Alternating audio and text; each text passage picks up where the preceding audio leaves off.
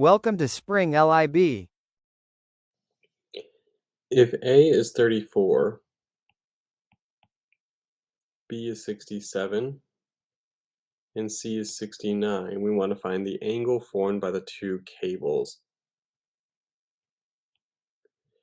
We can do this with the law of cosines. This is the side case. And the law of cosines says that if we want this angle, use its opposite side first. 34 squared would be equal to the other two sides squared minus 2 times the other two sides times the cosine of the angle that we want to find. Again, angle opposite side pair should begin and end the formula.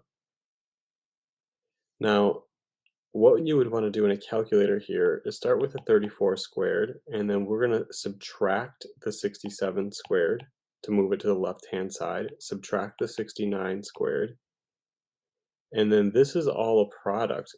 Divide by that number, and we're left with the cosine of the angle. So subtract, divide, and then really we will inverse cosine this so that we have just the angle.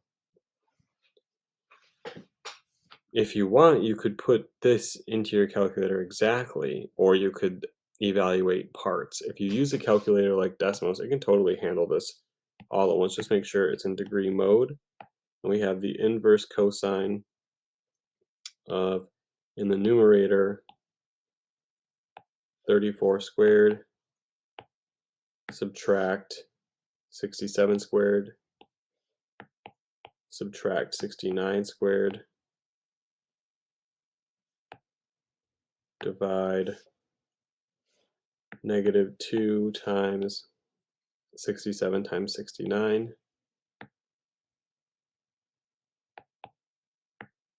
You don't need all the parentheses here, actually. They don't hurt, but they're not all necessary. We have 28.9 degrees, but it does say round to the nearest degree, so we'd say 29 degrees. Final answer.